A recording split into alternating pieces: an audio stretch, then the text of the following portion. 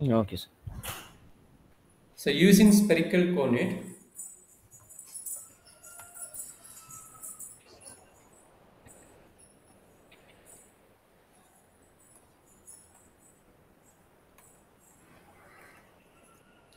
find the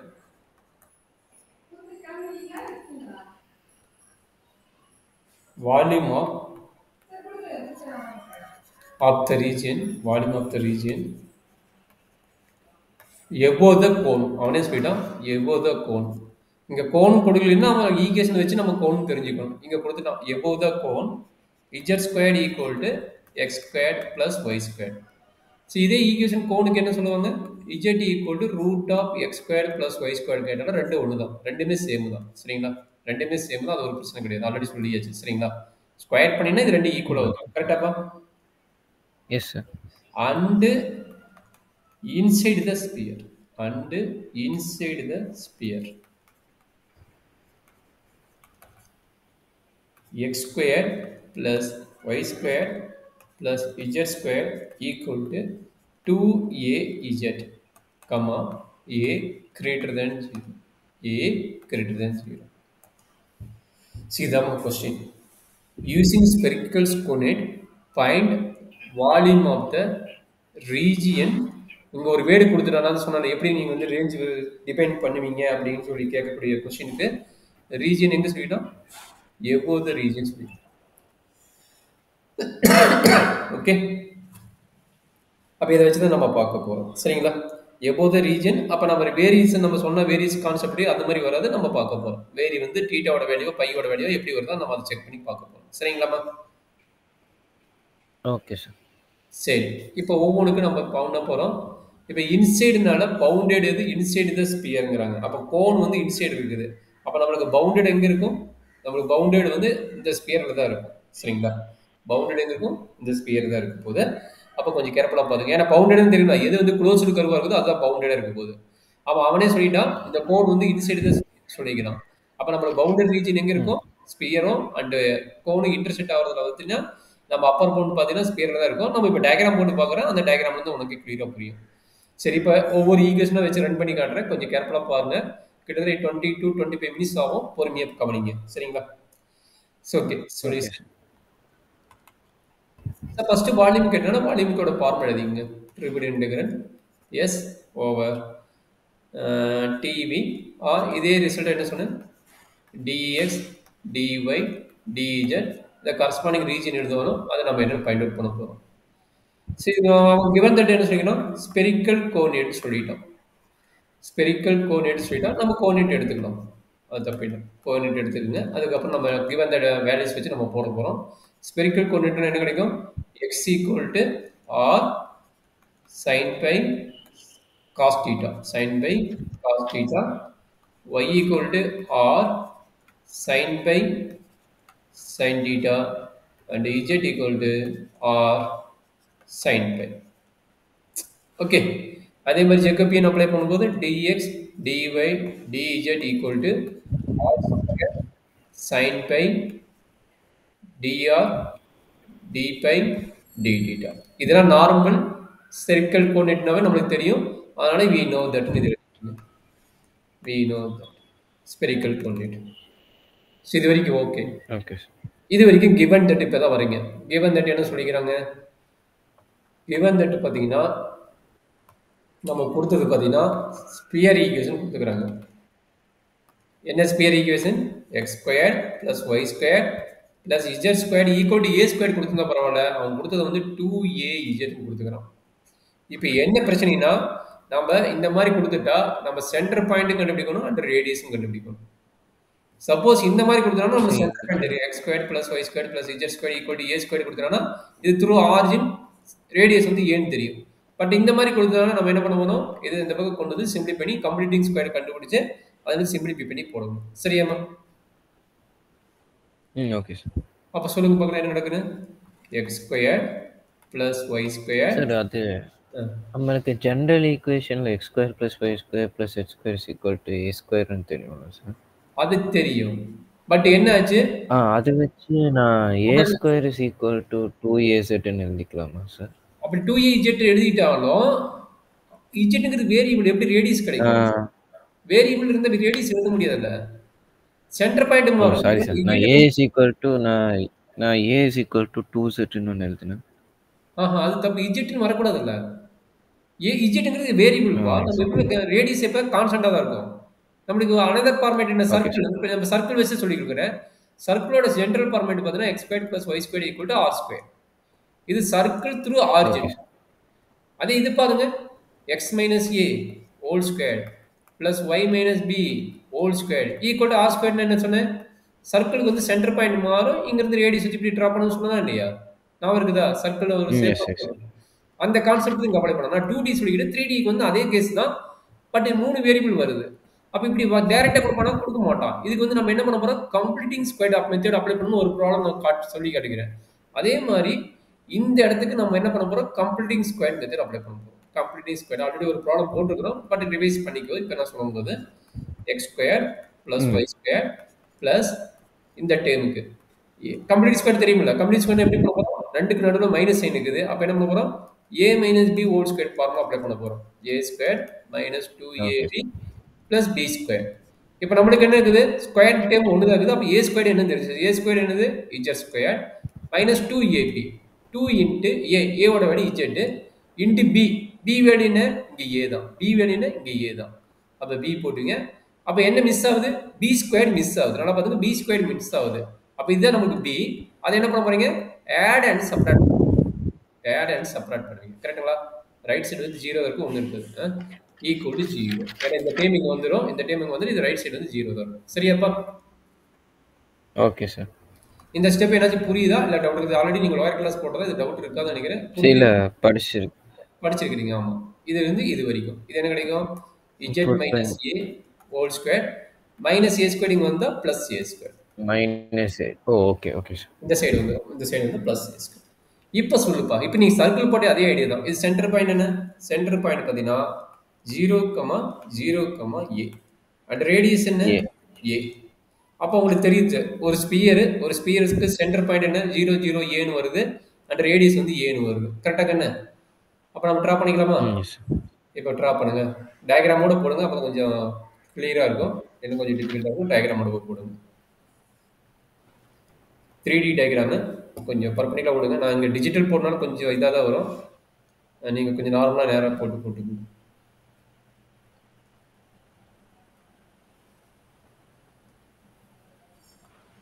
இப்போ என்னது? Centre point 0, 0, a and radius என்ன? r. இந்த சர்க்கிள் ஃபர்ஸ்ட் ட்ரா பண்ணி பழகுங்க. அப்போ ரேடியஸ் இதை வச்சு ஸ்பியர் எப்படி வரும் உங்களுக்கு தெரியும். சர்க்கிள் தான் போட முடியும். ஏன்னா ஸ்பியர் இதில் வந்துட்டு போட முடியாது நம்மளுடைய டயக்ராமால. இந்த பாயிண்ட் வந்து 0, 0, aன்னு வச்சுக்கிட்டிங்கன்னா நம்ம நார்மலாக சர்க்கிள் எப்படி ஆகும்? 0, 0, aனா இந்த ஆரிஜினையும் இங்கே 2aயும் டச் பண்ணிட்டு போகும். இது வந்து ஏன் பாயிண்ட் வச்சுன்னா ரேடியஸ் ஏன்னு வச்சுட்டு இங்கே ஆரிஜினுக்கும் இங்கே 2aக்கும் டச் பண்ணிட்டு போகும். அதே மாதிரி இங்கே என்ன சொல்லிக்கிறாங்க? ரேடியஸ் வந்து ஏன்னு சொல்லிட்டாங்க. அதனால இங்கே வந்து என்ன ஆகும்? இங்கே வந்து 2a டச் ஆகும். இங்கே பார்த்தா ஆரிஜினல் டச் ஆகும். 0, 0, டச் ஆகும். ஏன்னா ரேடியஸ் வந்து a, சென்டர் பாயிண்ட் a. இந்த சென்டர் பாயிண்ட் a இது ஏன்னா கண்டிப்பா ஆரிஜின் வந்து பாசிங் த்ரூ பண்ணிட்டு போகும். சரியாப்பா? டவுட் இருக்குதாமா? இல்ல புரிஞ்சுச்சு சார். ஏன் ஆரிஜினை டச் பண்ணுது? இது ரெண்டு ஈக்குவலா இருந்ததுன்னா ஆரிஜினை டச் பண்ணும். அதனால ஆரிஜினை டச் பண்ணுது. அப்படியே சர்க்கிள் ட்ரா பண்ணிங்க. ஸ்பியர் போட முடியாதனால அதனால நான் வந்து சர்க்கிள் போறேன். ஏன்னா 2D டயக்ராமா மாதிரி தான் இங்கே காட்ட முடியும் விஷயம். ஓகே, இது ஸ்பியர் நான் வச்சுக்கோங்க. கரெக்டாக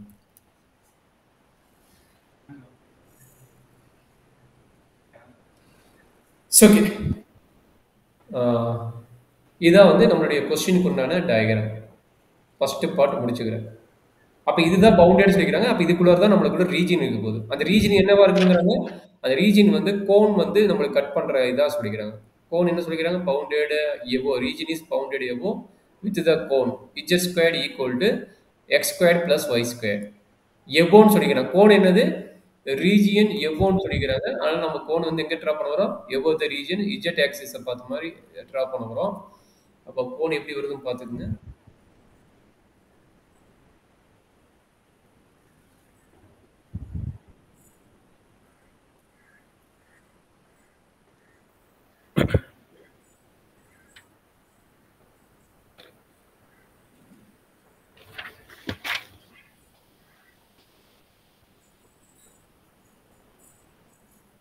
ஓகேங்களா?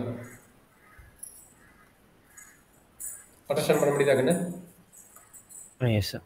அப்போ நம்மளோட ரீஜியன் பார்ட் பார்த்தீங்கன்னா இங்கே கட் ஆகிற கோன் இங்கே தான். எபோ த சைடுனா நம்மளுக்கு மேக்ஸிமம் இது வரைக்கும் இருக்க ரீஜியன். சரிங்களா?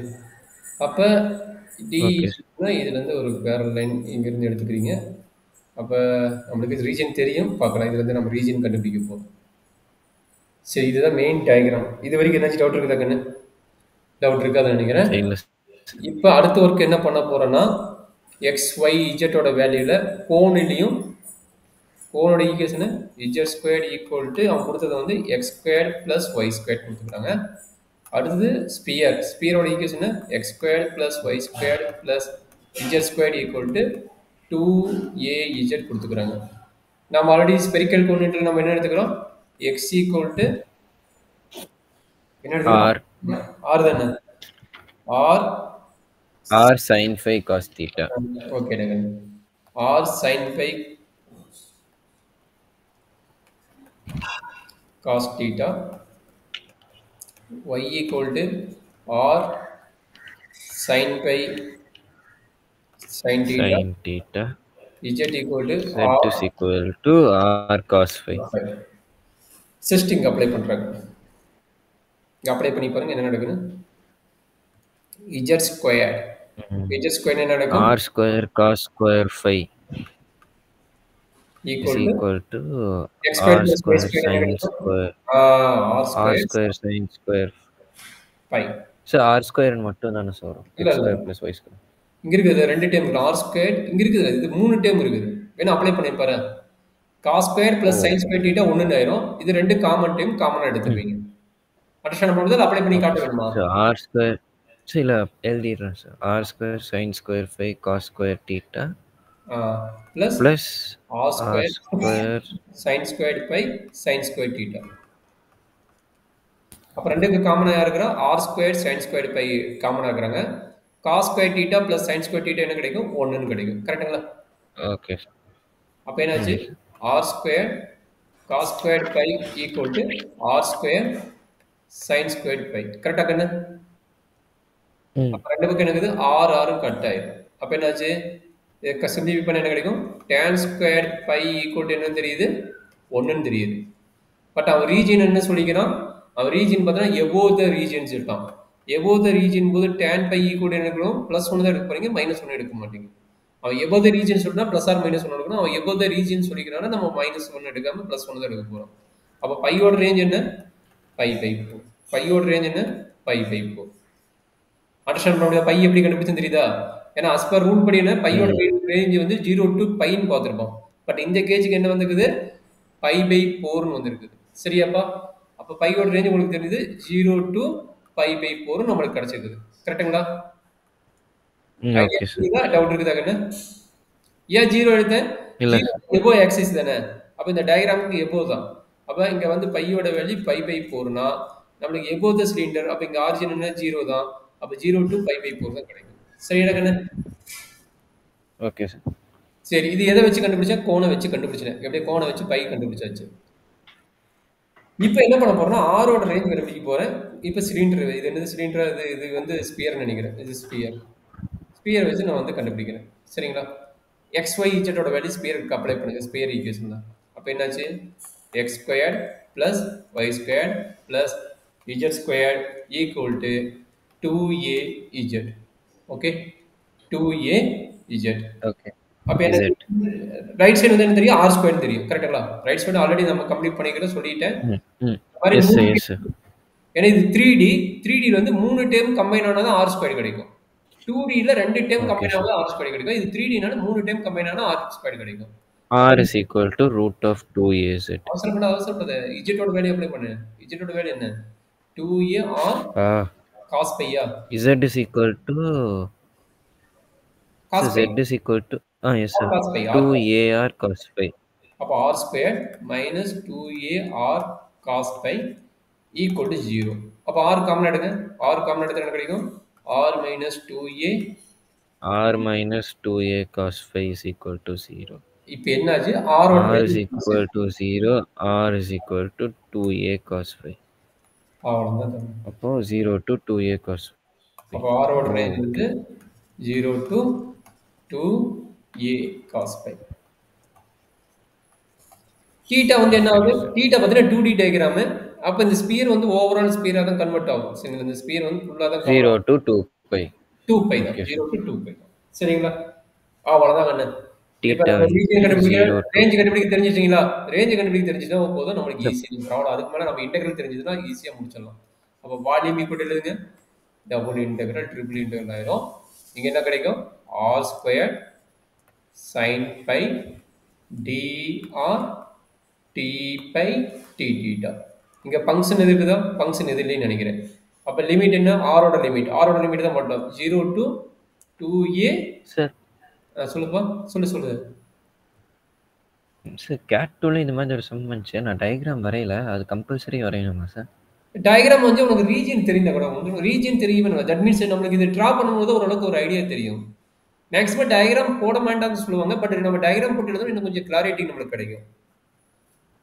Okay sir. ஒன்றும் பிரச்சனை இல்லை. போடலினாலும் பெருசா இஷ்யூஸ் ஆகுது. டயக்ராமுக்கு 1 மார்க் செட் பண்ணியிருப்பாங்க. பெருசாக இருக்குது. டயக்ராமுக்கு 1 மார்க் செட் பண்ணியிருப்பாங்க. Okay sir. சரி இப்போ கிளியர் தானே? ஒன்றும் ப்ராப்ளம் இல்லை. அது மட்டும் தானே? வேறு எதுவும் டவுட் இல்லை? இல்லை சார். சரி இப்போ நான் ஆரோட வேல்யூ ரேஞ்ச் எழுதிட்டேன். டீட்டோட வேல்யூ நீங்கள் சொல்லிட்டீங்க 0 to 2 பைன்னு. 0 to by. இது நாம கண்டுபிடிச்சோம் 0 to எவ்வளோ போட்டது? Pi by 4. Pi by 4. 0 to pi by 4. சரி இப்போ பார்த்தா இண்டிபெண்டன்ட் இன்டெகிரல் டிபெண்டன்ட் இன்டெகிரல் கேட்டால் இது வந்து டிபெண்டன்ட் இன்டெகிரல். ஏன்னா இங்கே வந்து இண்டிபெண்டன்ட் இன்டெகிரல் டிபெண்டன்ட் இன்டெகிரல் இங்கே வேரியபிள் வந்திருக்கு. இங்கே பாருங்க டி பை, இங்கே டி பை இருக்குது. அதனால் நம்ம வந்து இன்டர்சேஞ்ச் பண்ணக்கூடாது. அப்படியே தான் வச்சு போடுவோம். சரியா தம்பி? Okay sir. Okay sir. அப்போ ஒவ்வொரு இன்டெகிரலாக தான் முடிக்கணும். 0 to 2 pi integral 0 to pi by 4 integral அப்படியே திரும்ப எழுதிக்கிறேன். ரீரைட் பண்ணிக்கிறேன். ஏன்னா ஃபங்க்ஷன் இருக்கு. நான் கேப் போட்டேன். ஃபங்க்ஷன் இல்லை. அதனால் நான் ரீரைட் பண்ணிக்கிறேன். r ஸ்கொயர் சரி sin phi dr t phi t theta. ஓகேங்களா? ரன் பண்ணலாமா ப்ராப்ளமா? Yes sir. பொறுமையாக போடுங்க. இன்டெகிரேஷன் ஈஸி மாதிரி தான் இருக்கும். பட் ஒரு சில இடத்துல லாக் ஆகிற மாதிரி இருக்கும். அதை யோசிச்சு தான் போடணும். சரி ஃபர்ஸ்ட் இன்டெகிரல் என்ன நடக்கும்? With respect to r. With respect to ஆர்ல இதுதான் நம்ம கமெண்ட் பண்ண போகிறோம். அப்போ integral 0 r cube by 3. 0 to pi by 4 limit வந்துருச்சு. r cube by 3 2a cos phi வெளியே sin பை இருக்குது t பை d தீட்டா. சரியா கண்ணு? டவுட்டு இல்லை? இல்லை சார். 1/3 வெளியே எடுத்துங்க. ஆட்டோமேட்டிக்காக 1/3 வெளியே எடுத்துக்கங்க. Integral 0 to 2 pi integral 0 to pi by 4 இங்கே நடக்கும் காஸ் கியூப்பா. Cos cube yes sir. இது 8a cube by 3 வெளில வந்துடும் சார். 0 இங்கே இருக்கும். இங்கே 2a இருக்கும். அப்போ 8a கியூப் வரும். கரெக்டுங்களா? 8a cube and 8a cube வெளியில வந்துடும் சார். இன்டெகிரல் 0 to 2 pi அது 0 ஆயிடும். இங்கே t பை t தீட்டா. நீங்கள் சொன்ன மாதிரி 8a கியூப் வெளியே வந்துடும். கரெக்டுங்களா? 8a கியூப் வெளியே எடுத்துட்டேன். Integral 0 to 2 pi integral 0 to pi by 4 இப்போ என்ன கிடைக்குது? இங்கே சைன் பை விட்டுட்டேன். ஏதோ டைம் விட்டுற போகிறேன். கொஞ்சம் கேர்ஃபுல்லாக சொல்லுங்கள். நம்ம போட்டு கண்டுபிடிச்சிக்கலாம். இப்போ என்னதுன்னா cos cube phi sine phi into sine phi into d theta. சரிடா கண்ணு? Sir t is equal to cos phi dt is equal to minus sin phi. Integration நல்லா ப்ராக்டிஸ் பண்ணிக்கிறீங்க. கரெக்டான வேடு. d phi t equal to cos phi. Limit change பண்ணணும் sir. Minus sin phi. கரெக்டுங்களா? Minus sin phi. Yes sir. அப்போ பைக்கும் டீக்கும் limit change பண்ணணும். பை 0னா இங்கே 0 அப்ளை பண்ணால் என்ன கிடைக்கும்? 1 கிடைக்கும். பை வந்து பை பை 4னா பை பை 4 போட்டால் 1/2 கிடைக்கும். 1/√2 1/2 1/2. அப்போ என்னாச்சு? b equal to 8a cube by 3 integral 0 to minus 8a cube by 3 integral 0 to 2 pi integral 1 to 1/√2 t cube t cube d phi d theta அதான் கேட்டேன். ஏன்னா t பை தான் நம்ம எடுத்து முடிச்சிடுமே பார்த்தேன். Okay. minus 8a cube by 3 minus 8a cube இருக்குல்ல, இதையும் நம்மளுக்கு ஒரு லிமிட் ஃபார்முலா தெரியும். Integral a to b properties of integrand ஓ! Okay sir. Minus integral b to a ன்னு மாத்தலாம். கரெக்ட்டுங்களா? அப்ப ஆல்ரெடி இங்க ஒரு மைனஸ் இருக்குது. நம்ம மாத்தக்கூடிய லிமிட் வந்து இது 2 இன்டர்சேஞ்ச் பண்ணிக்கலாம். ஏன்னா, ஓ! எப்பயுமே 1/√2 to 1. எதனால மாத்தறோம்னா, எப்பயுமே பார்த்தீங்கன்னா, லோயர் லிமிட் வந்து ஹையஸ்ட்டா இருக்கக்கூடாது. லோயஸ்ட்டாவும், அப்பர் லிமிட் தான் ஹையஸ்ட்டா இருக்கணும். இப்போ 1 1/√2 பார்த்தீங்கன்னா, சார் எப்பயுமே சொல்லுப்பா. சார் அது கம்பல்சரி பண்ணணுமா சார்? சரி வேண்டாம். உனக்கு கஷ்டமா இருந்தா விட்டுறலாம். ஐயோ வேண்டாம். அவனுக்கு ஈஸியாவே போடலாம். இது ஒரு ப்ராப்பர்ட்டி இருக்குது. மைனஸ் மறந்துருவீங்கன்னு பார்த்தேன். வேணும்னா அப்ளை பண்ணுங்க. இல்லன்னா இல்ல டைரக்ட்டா அது வெளியில வச்சுக்கிறேன். வெளிய எடுத்துட்டு போறனா தப்பு கிடையாது. அது தப்பு கிடையாது போட்டுக்கலாம். தப்பு கிடையாது. மைனஸ் சார் அப்போ t a பவர் 4 வெளியில ஒரு 1/4 வந்துரும். 1/4 வெளிய வந்துருச்சு.